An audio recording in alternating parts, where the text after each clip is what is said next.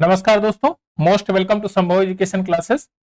भारतीय संविधान की इस सीरीज में आज हमारा पार्ट नंबर 3 है और पार्ट नंबर 3 में हम लोग संविधान सभा के प्रोसेस तथा उसकी निर्माण प्रक्रिया, किस तरह से संविधान का निर्माण हुआ, उन सभी तथ्यों को देखेंगे।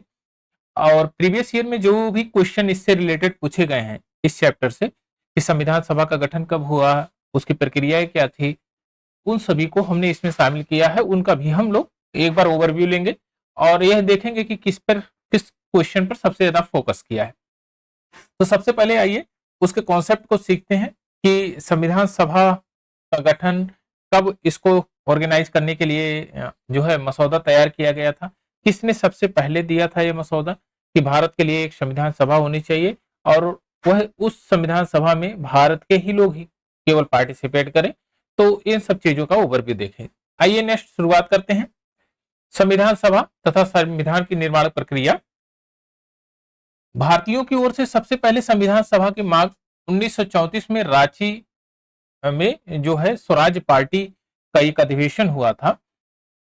तो वहां पर इसका जो मसौदा तैयार करने के लिए बात कही गई थी और सबसे पहला जो विचार दिया था एम.एन. राय ने दिया था। किसने दिया था? एम.एन. राय। और ये जो है सबसे पहले व्यक्ति थे जिन्होंने कहा कि भारत के लिए एक संविधान होना चाहिए जिसके तहत भारत का जो गठन है उसको ऑर्गेनाइज किया जा सके तथा भारतीय उसके लिए एक भारत संविधान सभा होनी चाहिए जो भारतीयों के द्वारा ही बनी हुई हो।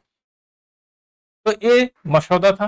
फिर भारतीय राष्ट्रीय कांग्रेस स्तर पर पहली बार स्वराज स्वराज पार्टी के बाद, यानी कि यह पार्टी तो यह तो हुई थी रांची में स्वराज पार्टी की बैठक, उसमें 1934 में कहा गया था।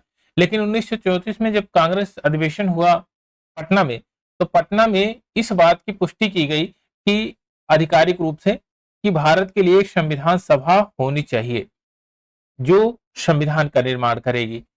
उसके बाद 1936 में फैजपुर अधिवेशन किया गया। वहां पर एक निर्वाचित संविधान सभा द्वारा भारतीय संविधान निर्माण प्रक्रिया का प्रस्ताव रखा गया और सबसे पहले जो भारतीय निर्माण जो संविधान की प्रक्रिया का निर्माण करने का जो प्रोसेस था वह 1942 ईस्वी में क्रिप्स मिशन के द्वारा किया गया था। जब क्रिप्स मिशन आया था तो उन्होंने कहा कि भारत के लिए एक संविधान सभा होनी चाहिए, कॉन्स्टिट्यूशन असेंबली होनी चाहिए और वही भारतीय संविधान को तैयार करेगी। और इन्होंने यह भी कहा था कि युद्धों उपरांत, इस समय जो है द्वितीय विश्व युद्ध चल रहा है, तो युद्ध के उपरांत भारत अपने लिए एक संविधान का निर्माण करेगा। उसके बाद कैबिनेट मिशन आया 1946 में। भारतीय संविधान सभा का प्रतिनिधित्व निर्वाचन के आधार पर करने का गठन किया इसने। यह प्रतिनिधि का निर्वाचन के आधार पर था, यह डायरेक्ट इलेक्शन पे नहीं था।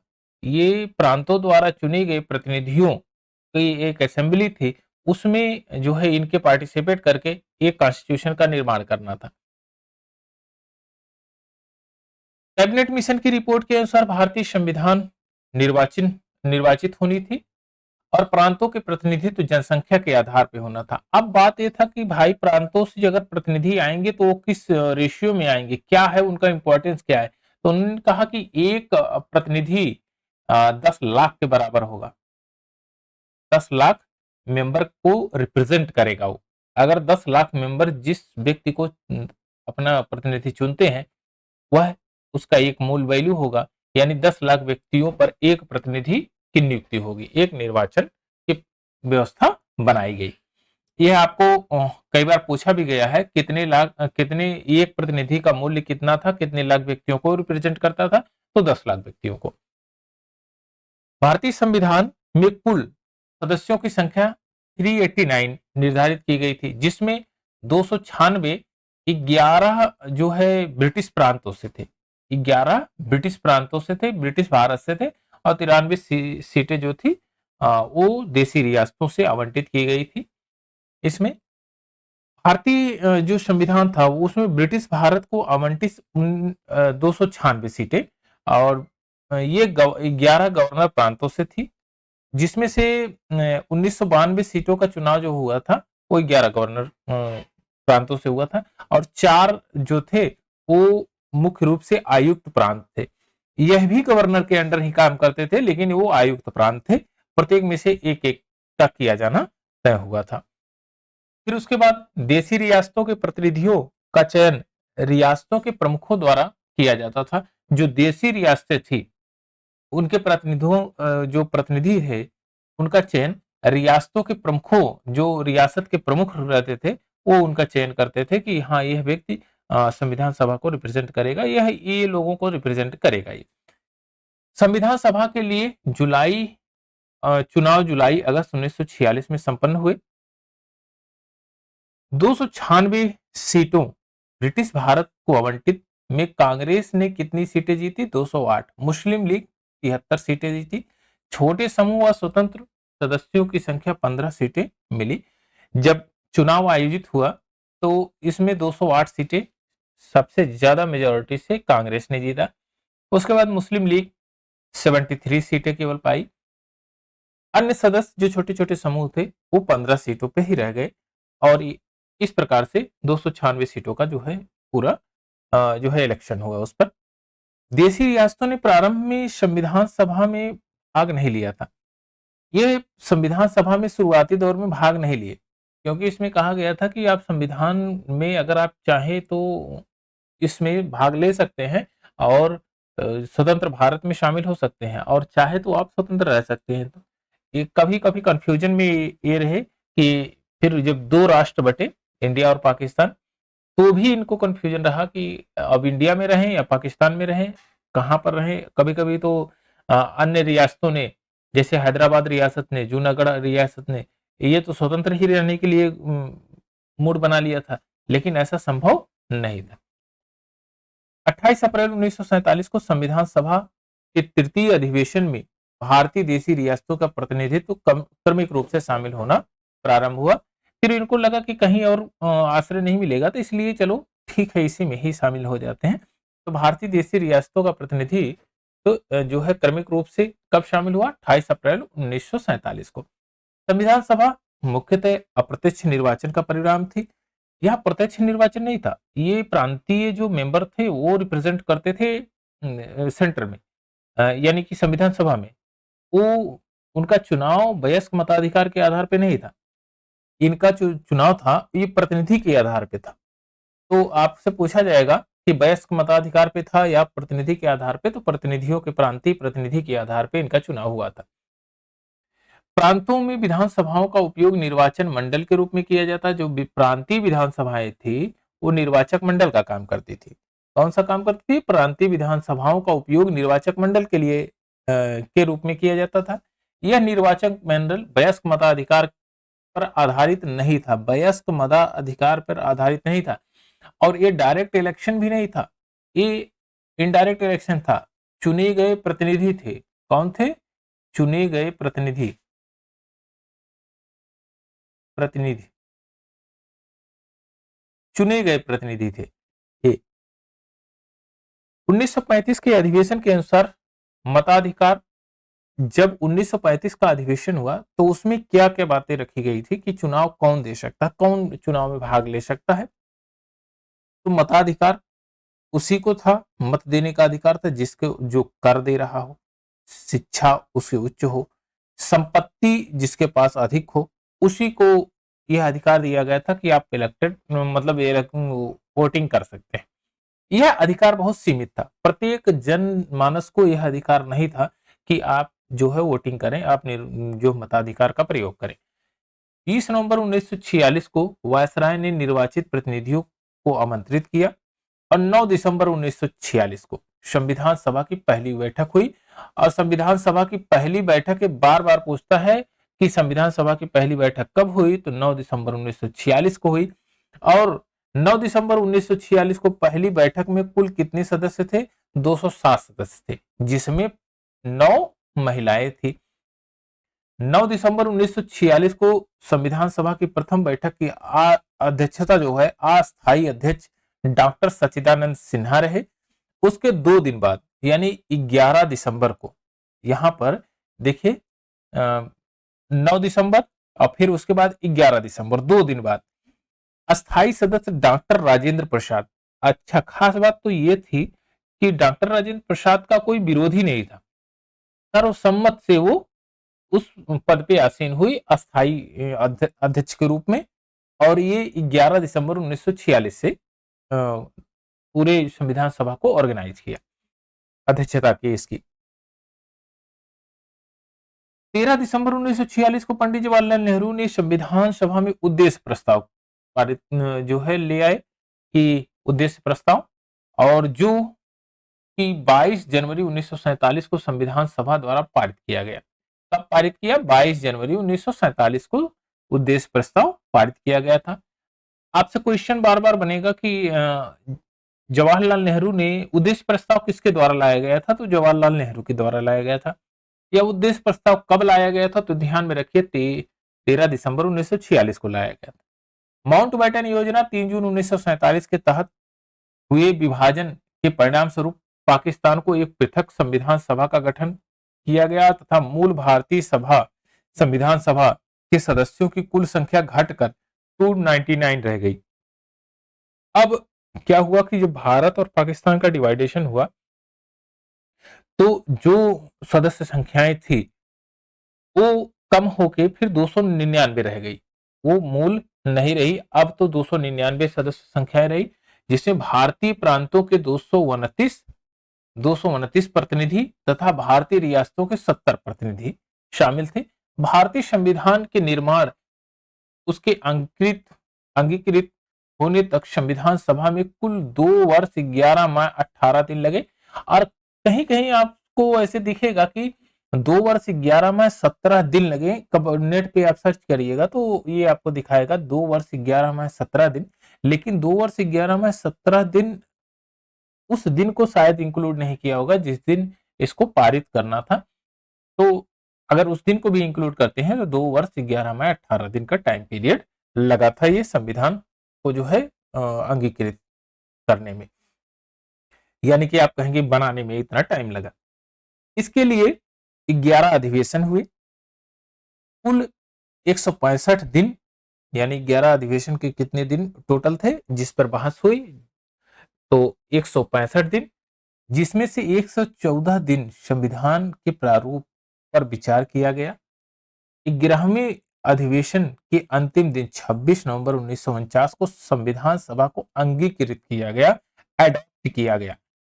कब किया गया? 26 नवंबर 1950 को।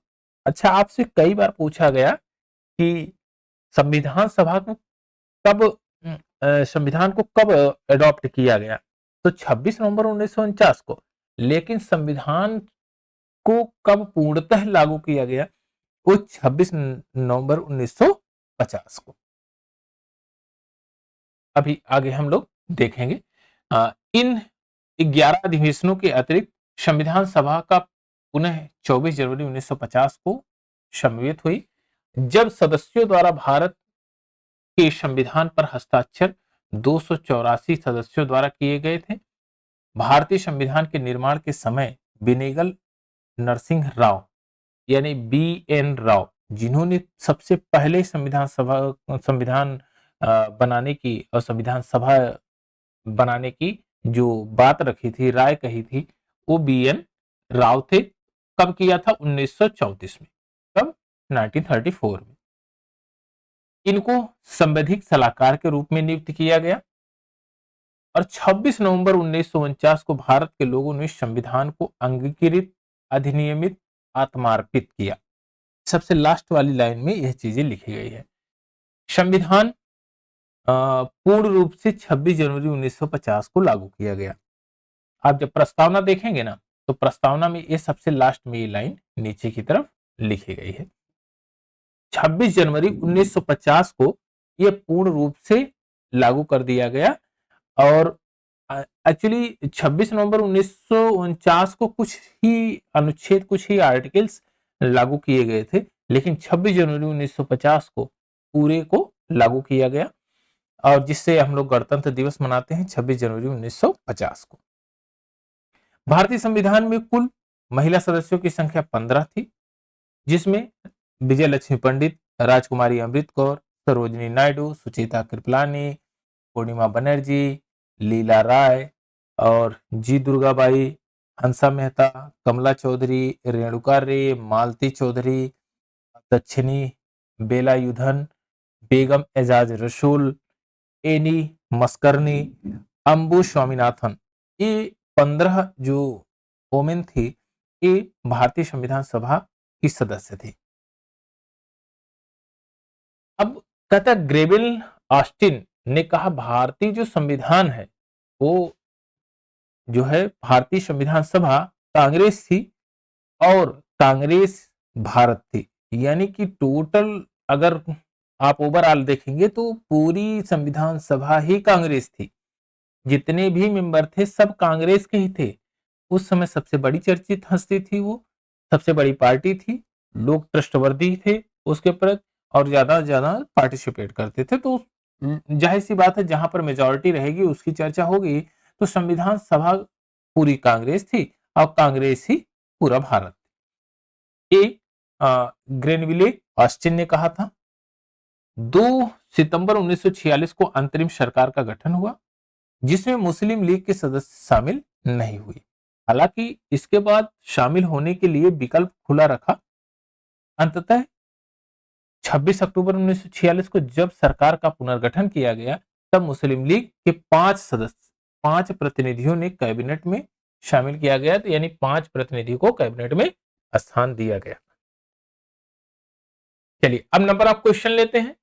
भारत के लिए संविधान की रचना, संविधान सभा का विचार निम्नलिखित में से सर्वप्रथम किसने प्रस्तुत किया था? तो सबसे पहले किया था आपका स्वराज पार्टी 1934 में। कहां पर? रांची में।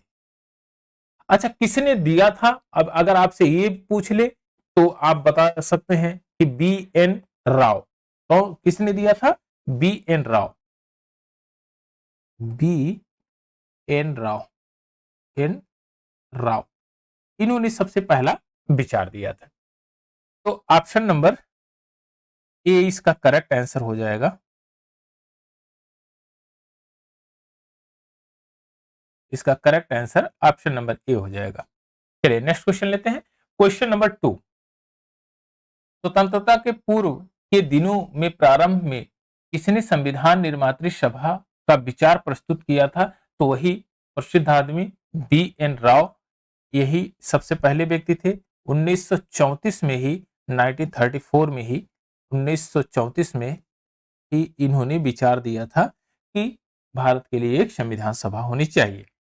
चलिए नेक्स्ट क्वेश्चन लेते हैं। एक निर्वाचित संविधान सभा द्वारा भारत के संविधान का निर्माण करने का प्रस्ताव किसके द्वारा दिया गया था? साइमन कमीशन, भारत शासन अधिनियम, क्रिप्स मिशन और भारतीय कैबिनेट डेलीगेशन। तो देखिए संविधान का निर्माण का जो प्रस्ताव सबसे पहले रखा गया वो दिया था आपका क्रिप्स मिशन द्वारा। क्रिप्स मिशन, अब आपसे पूछा जाता क्रिप्स मिशन आया कब था? तो 1942 ईस्वी में आया था। इसका अध्यक्ष तो कौन था? तो सर स्टेफर्ड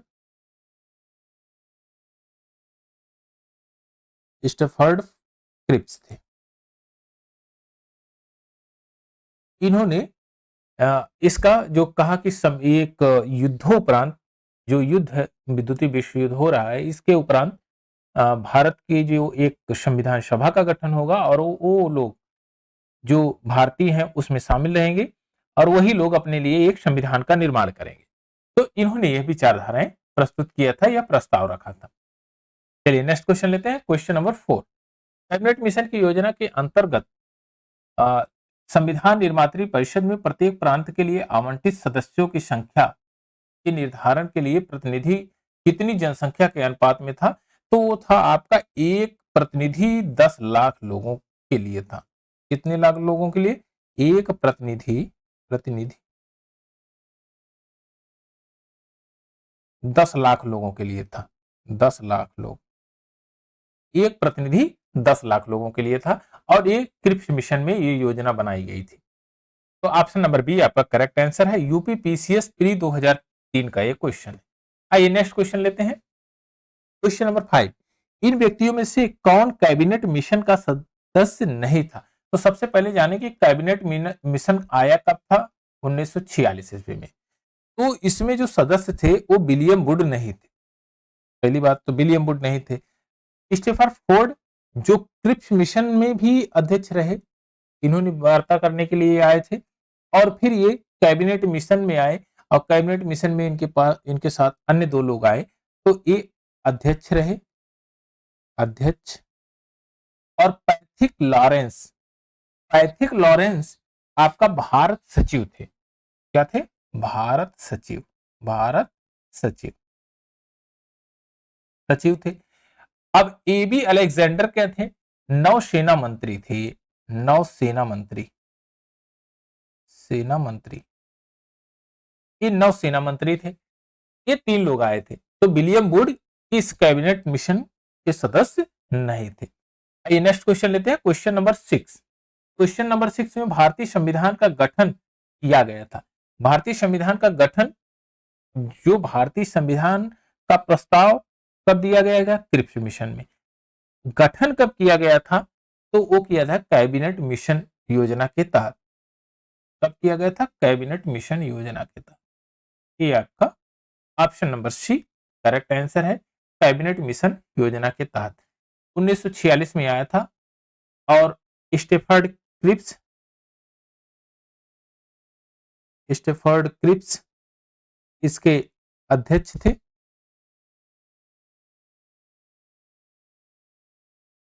स्टेफर्ड क्रिप्स इसके अध्यक्ष थे। इन्होंने भारतीय संविधान सभा का गठन करने की मांग कही और कही कि एक मेंबर 10 लाख लोगों के लिए 10 लाख लोगों को रिप्रेजेंट करेगा। वो प्रांतों में ये इस तरह से क्लासिफिकेशन होगा कि अगर एक मेंबर का आपका चुनाव करना है तो वह 10 लाख लोगों को द्वारा चुना गया व्यक्ति होना चाहिए। चलिए क्वेश्चन नंबर 7 लेते हैं। 1946 में निर्मित अंतरिम सरकार में कार्यपालिका परिषद के उप सभापति कौन थे? अच्छा, अब उप सभापति का मतलब क्या होता है इसको भी समझते हैं। जब घोषणा हुई 24 अगस्त 1946 को, 24 अगस्त 1946 को जब ये घोषणा हुई तो क्रिप्स ने किया था, क्रिप्स। उसके बाद अंतरिम सरकार का गठन किया गया और अंतरिम सरकार के रूप में वायसराय जो होगा, कहा कि वायसराय जो वायसराय होगा वह अध्यक्ष होगा। अन्य जितने भी व्यक्ति हैं वो सभी भारतीय रहेंगे। इन्होंने कहा अन्य सभी भारतीय रहेंगे, अन्य सभी भारतीय रहेंगे। और दूसरी बात इन्होंने कहा कि जो उप सभापति होगा यानी कि उससे नीचे जो काम करेगा उपाध्यक्ष होगा तो वह होगा भारतीय। और वो भारतीय थे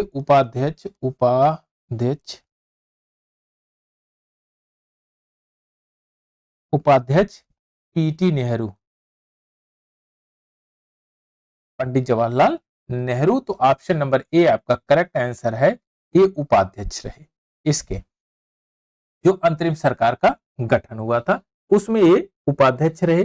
और इन्होंने कार्यभार कब संभाला आपसे पूछा जाएगा तो एक कार्यभार आप लिखें 2 सितंबर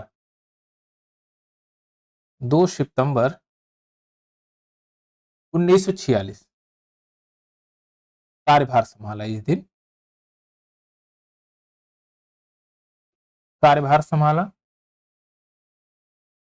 नेक्स्ट क्वेश्चन, क्वेश्चन नंबर 8। निम्नलिखित में से कौन अगस्त 1946 में प्रथम अंतरिम राष्ट्रीय सरकार का सदस्य नहीं था? अब यहां पर पूछा गया प्रथम अंतरिम राष्ट्रीय सरकार का सदस्य नहीं था। तो घोषणा कब हुई थी या इसकी? अगस्त का। तो यह अगस्त में आप जानते हैं 24 अगस्त को यह घोषणा हुई थी। और जब सरकार जो बनी 2 सितंबर 1946 को ये अंतरिम सरकार के गठन हुआ।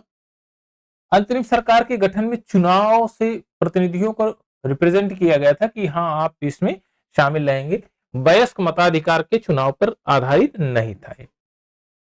तो उसमें आपके जो है सदस्य डॉक्टर सर्वपल्ली राधाकृष्णन ये सदस्य नहीं थे। इसमें सर्वपल्ली राधाकृष्णन ये सदस्य नहीं थे, ये सदस्य नहीं थे। अब अन्य सदस्य कौन थे? सी राजगोपालाचारी शिक्षा मंत्री थे, ये आपके शिक्षा मंत्री।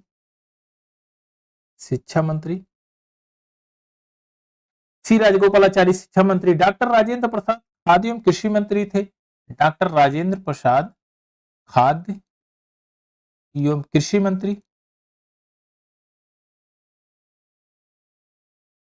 कृषि मंत्री थे। अब जो है जगजीवन राम श्रम मंत्री, इनका कई बार आपसे पूछा जाता है, जगजीवन राम क्या थे? वो श्रम मंत्री थे, श्रम मंत्री थे।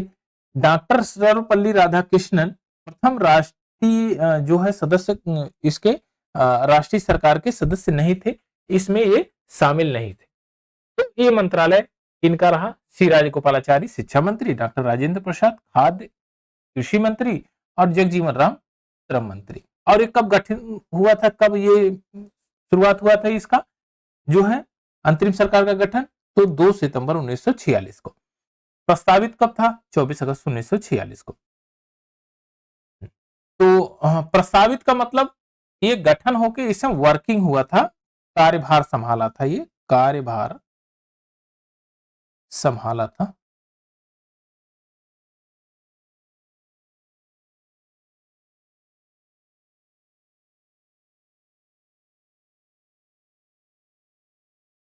इस दिन वर्किंग प्रोसेस में आ गए थे, यानी कार्यभार संभाला था।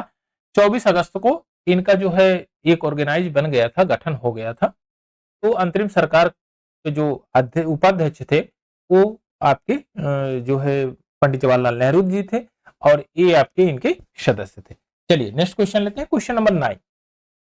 क्वेश्चन नंबर 9 में कहता है बेबेल योजना के अनुसार कार्यकारी परिषद में हिंदू और मुस्लिम सदस्यों की संख्या समान थी। हाँ ठीक है, ये बेबेल योजना में यह चीजें कही गई थी कि जो है इनका जो हिंदू और मुसलमानों की संख्या समान होगी, लेकिन बेबेल का विचार था कि ऐसी व्यवस्था से भारत का बंटवारा बचा जा सके, यानी ऐसी कोई व्यवस्था करने का उनका विचार नहीं था।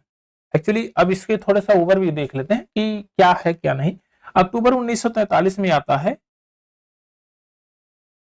अक्टूबर 1943 में, 1943 में लॉर्ड लिनलिथिगो थे, लॉर्ड लिनलिथिगो,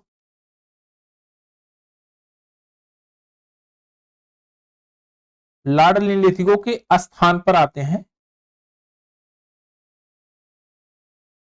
ये बेबेल। अच्छा, बेबेल जो है गवर्नर और वायसराय, वायसराय या गवर्नर जनरल के रूप में, वायसराय या गवर्नर जनरल के रूप में भारत में जो है ये नियुक्त किए जाते हैं। और मई 1945 को ये लंदन में जाते हैं और वहां पर जो है ये ब्रिटिश सरकार से इसमें विस्तार पूर्वक बात करते हैं कि भैया जब हम जा रहे हैं तो क्या योजना है हमारी, वहां जाने का क्या उद्देश्य है और कैसे कैसे सारे जो फेनोमिना है उसका स्वतंत्रता संग्राम वाला जो इस समय चल रहा था इंडिया में, उसके ओवरव्यू लेते हैं। उसके बाद जून 1945 में ये भारत आते हैं, 1945 में आते हैं। तो ये जो है वहां पर जो हिंदू है मुसलमान है, तो वहां पर मेजोरिटी देखते हैं हिंदुओं की ज्यादा है मुसलमानों की कम है। अब इन्होंने कहा कि हिंदू और मुसलमान इक्वल होंगे। जो भी शिमला में इन्होंने कॉन्फ्रेंस बुलाया सभी मंत्रियों का, तो उन्होंने कहा हिंदू और मुसलमान का जो सदस्य संख्या होगी, कार्यकारी परिषद में सदस्यों की संख्याएं होगी वो इक्वल होगी, उसमें किसी का जो कोई डिस्प्यूट नहीं होगा। आपकी मेजॉरिटी है भले है, लेकिन माइनॉरिटी होने के कारण ये दबे नहीं रहेंगे और इनका दोनों का प्रतिनिधित्व कार्यकारी परिषद में इक्वल होगा। अच्छा ठीक, और क्या कहा इन्होंने? और कहा कि इसका अध्यक्ष वायसराय होगा, वायसराय होगा या गवर्नर होगा, गवर्नर, वायसराय गवर्नर, एक ही व्यक्ति जो अध्यक्ष है वायसराय गवर्नर होगा, उसका अध्यक्ष होगा, यह केवल अंग्रेज होगा। अन्य व्यक्ति अन्य अन्य सभी अन्य सभी भारतीय होंगे, अन्य सभी लोग भारतीय होंगे। और पूर्ण स्वशासन की दिशा में इन्होंने कदम बढ़ाया कि आप लोग स्वतंत्र हो रहे हैं तो एक संविधान का गठन कीजिए जिसके तहत नियमों के तहत आप देश का प्रशासन चला सकें। तो उनकी मंशा केवल जो संवैधानिक डिस्प्यूट था, जो वहां पर जो अन्य डिस्प्यूट था, जैसे राजनीतिक गतिविधि का डिस्प्यूट था, उसको खत्म करने का विचार था कि ये संविधान सभा का निर्माण हो और वो लोग अपना जो है वर्क करें और संविधान का एक गठन करें। यह सभी जो है भारतीयों में ये उपाध्यक्ष उपाध्यक्ष भारतीय ही होगा, अन्य जितने भी मंत्री हैं सब भारतीय होंगे। बेवेल का कभी ये विचार ही नहीं था कि ऐसी कोई व्यवस्था बने जिससे बंटवारा रुका जा सके। ये लोग तो बंटवारे के पक्ष में ही थे, तो बंटवारा इन्होंने किया, लेकिन बेवेल का कभी ये विचार नहीं था कि कोई ऐसी मसौदा तैयार किया जाए जिसमें बंटवारा रुक जाए। तो आप ये कथन कारण गलत है, कथन सही है। तो ऑप्शन नंबर सी आपका करेक्ट आंसर है कि कथन सही है और कारण गलत है। चलिए नेक्स्ट क्वेश्चन लेते हैं। निम्नलिखित में से कौन सा कथन संविधान सभा के विषय में सत्य है? अब आपको बताना है संविधान सभा के विषय में कौन सा टर्म सत्य है। यह वयस्क मताधिकार के पर आधारित थे, एकदम गलत है। यह वयस्क मताधिकार के आधार पर आधारित नहीं थी, प्रांतीय लोगों के द्वारा रिप्रेजेंटेड थी, तो ये तो एकदम गलत है। चलिए, वह प्रत्यक्ष निर्वाचन का परिणाम थी, यह भी गलत है, प्रत्यक्ष था ही नहीं। वह बहुदलीय निकाय थी, 100% थी, बहुत बहुत उसमें दल थे। अनेक समितियों के माध्यम से कार्य किया गया, हाँ अनेक समितियां, प्रकलन समिति, झंडा समिति और नियम समिति, अल्पसंख्यक समिति, नीति समिति और दुनिया भर की जितनी भी समितियां थी, बहुत ऐसी समितियां थी, उनकी भी चर्चा हम करेंगे। बहुत सारी समितियां थी इसमें। तो तीसरा और चौथा सही है, इस कारण ऑप्शन नंबर सी आपका करेक्ट आंसर होगा। ऑप्शन नंबर सी आपका करेक्ट आंसर होगा। आइए नेक्स्ट क्वेश्चन लेते हैं। भारतीय संविधान सभा के संबंध में निम्नांकित में से कौन सा कथन सही है? यह वयस्क मताधिकार के आधार पर आधारित नहीं थी, यह तो एकदम सही है कि यह वयस्क मताधिकार के आधार पर आधारित नहीं थी। और एक प्रत्यक्ष निर्वाचन का परिणाम थी, ये तो गलत है, एकदम नहीं। यह बहुदलीय संरचना नहीं थी, अरे भैया बहुदलीय संरचना ही थी, लेकिन यह भी गलत है, नहीं लिख दिया। यह कई समितियों के माध्यम से कार्यरत थी, 100% सही है। तो ए और डी सही है, ऑप्शन नंबर ए और D is the correct answer. चलिए नेक्स्ट क्वेश्चन लेते हैं। Question number 12।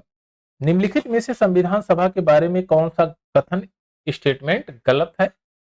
तो आपको गलत छांटना है इसमें। एमपीपीएससी प्री 2012 का एक क्वेश्चन था, इसमें बड़ी संख्या में समितियों की मदद ली गई थी, ये तो बात सही है। इसमें प्रारूप समिति सबसे महत्वपूर्ण थी, हाँ प्रारूप समिति सबसे महत्वपूर्ण थी, ये तो बात सही है। अल्पसंख्यक समुदाय जैसे ईसाई, एंग्लो इंडियन, पारसियों के सभी पर्याप्त प्रतिनिधित्व था, तो इनका पर्याप्त प्रतिनिधित्व था, इसमें सभी को पर्याप्त प्रतिनिधित्व दिया गया था, ईसाई, एंग्लो इंडियन, पारसियन जितने भी थे, तो यह भी स्टेटमेंट सही है। इसका निर्वाचन सार्वभौम वयस्क मताधिकार के आधार पर किया गया था, नहीं, सार्वभौम वयस्क मताधिकार के आधार पर नहीं किया था, ये प्रांतों द्वारा रिप्रेजेंटेड व्यक्तियों द्वारा किया गया था, तो ये तो ऑप्शन एकदम गलत है। इसकी चुनाव प्रक्रिया 1935 अधिनियम 6वीं अनुसूची पर आधारित है, सही है। इसमें कर, संपत्ति, शैक्षणिक योग्यता के आधार पर इसमें मताधिकार सीमित था, 100% सही है। तो ऑप्शन नंबर सी आपका करेक्ट आंसर होगा इसमें कि यह निर्वाचन की जो पद्धति थी ये वयस्क मताधिकार पर आधारित नहीं थी। चलिए नेक्स्ट क्वेश्चन लेते हैं। भारत के संविधान का प्रारूप तैयार करने वाली संविधान सभा के सदस्यों को ब्रिटिश संसद द्वारा नामित किया जाता है, नहीं। गवर्नर जनरल द्वारा नामित किया जाता है, एकदम नहीं। विभिन्न प्रांतों की विधान सभाओं द्वारा चुना जाता था, एकदम सही है कि विभिन्न प्रांतों के विधान सभाओं द्वारा रिप्रेजेंटेड व्यक्ति आते थे, और ये ऑप्शन नंबर सी आपका करेक्ट आंसर है। ये वयस्क मताधिकार पे कोई चुनाव नहीं हुआ था। चलिए नेक्स्ट क्वेश्चन लेते हैं। क्वेश्चन नंबर 14, भारतीय इतिहास के संदर्भ में प्रांतों से संविधान सभा के सदस्य, इसमें भारतीय प्रांतों के लोग सीधे निर्वाचित होते थे, भारतीय राष्ट्रीय कांग्रेस मुस्लिम लीग द्वारा नामित होते थे, एकदम नहीं है। प्रांतीय विधानसभाओं के निर्वाचित सदस्य, प्रांतीय विधानसभाओं के निर्वाचित सदस्य यहां पर आते थे। ये था प्रांतीय विधानसभाओं के निर्वाचित सदस्य, प्रांतों द्वारा डायरेक्ट निर्वाचित सदस्य नहीं आते थे। यहां पर दिया प्रांतों के लोगों द्वारा सीधे निर्वाचित सदस्य ना, यहां प्रांतीय विधानसभाओं द्वारा निर्वाचित सदस्य आते थे और ये संविधान सभा के सदस्य थे। चलिए नेक्स्ट क्वेश्चन लेते हैं, क्वेश्चन नंबर 15। क्वेश्चन नंबर 15, संविधान सभा में सदस्यों को चुनाव कैसे हुआ? तो प्रांतीय सभाओं द्वारा हुआ था। आपका option number D correct answer है, तो इसमें कुछ देखने की बात नहीं। अच्छा ध्यान में रखिए, यह कई बार रिपीटेड हो रहा है क्वेश्चन, यूपीपीएससी प्री 1993 में है और इससे पहले तो आईएएस प्री 2013 में क्वेश्चन पूछा गया। तो आप यह थोड़ा सा ध्यान में रखिएगा कि जो भारतीय संविधान सभा बनी थी उसमें जो सदस्यों का चुनाव हुआ था वो प्रांतीय विधानसभाओं के निर्वाचित सदस्यों के आधार पर हुआ था। वहां से सदस्य आते थे, यहाँ पर मेंबरशिप के रूप में थे। और ये उनका चुनाव कैसे होता था? तो कर, शिक्षा और संपत्ति, कर, शिक्षा और संपत्ति के आधार पर उनका चुनाव होता था कि भैया कौन कर ज्यादा दे रहा है, शिक्षा किसके पास ज्यादा है, संपत्ति किसके पास ज्यादा है, तो वही रिप्रेजेंट करता था, इसमें चुनाव होता था उसका। आइए नेक्स्ट क्वेश्चन लेते हैं, भारतीय संविधान सभा के चुने हुए अस्थायी अध्यक्ष कौन थे? तो सबसे पहले संविधान सभा का जो है थोड़ा ओवरव्यू ले लेते हैं। 9 दिसंबर 1946 को, 9 दिसंबर 1946 को अस्थायी सदस्य के रूप में चुने गए थे डॉक्टर सच्चिदानंद सिन्हा। डॉक्टर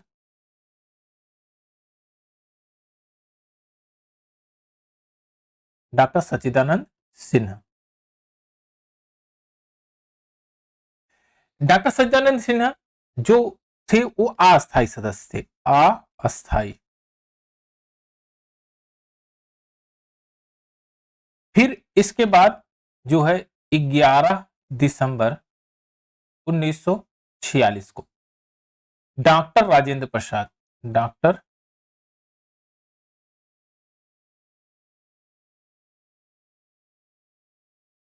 डॉक्टर राजेंद्र प्रसाद चुने गए। यह क्या थे? अस्थायी सदस्य, अस्थायी सदस्य। ये फिर पूरी संविधान सभा को रिप्रेजेंट किया इन्होंने। तो अस्थायी सदस्य कौन रहे? डॉक्टर राजेंद्र प्रसाद, डॉक्टर राजेंद्र प्रसाद रहे अस्थायी सदस्य। कब चुने गए? 11 दिसंबर 1946 को, 2 दिन बाद उसके। चलिए नेक्स्ट क्वेश्चन लेते हैं, संविधान सभा की प्रथम बैठक की अध्यक्षता किसने की थी?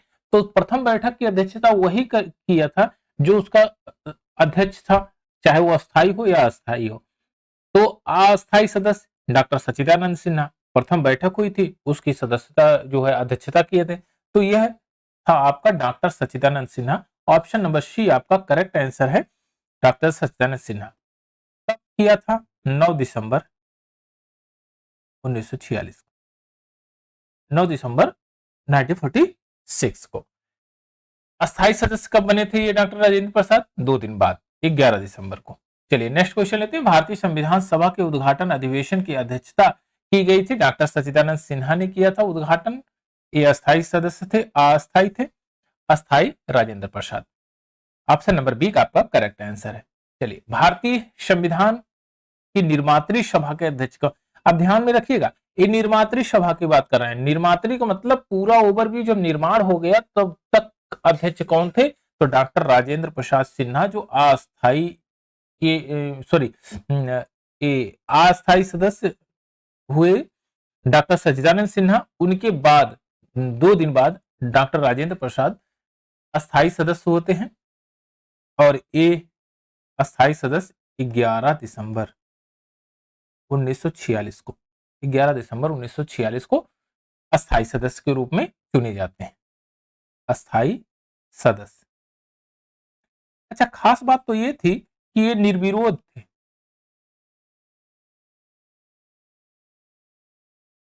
ये निर्विरोध, इनका कोई भी विरोध नहीं किया था, ये सर्वसम्मत से चुने गए थे।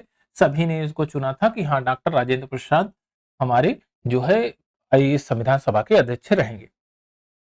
आइए नेक्स्ट क्वेश्चन लेते हैं।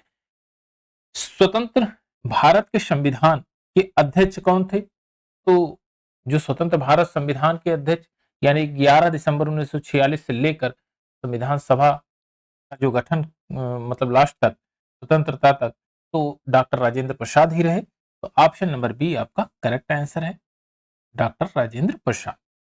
तो यहां तक आपका ये 20 क्वेश्चन की एक सीरीज। नेक्स्ट वाला जो पार्ट है, इसका जो बचा हुआ भाग है, उसको भी हम लोग कंटिन्यू करेंगे।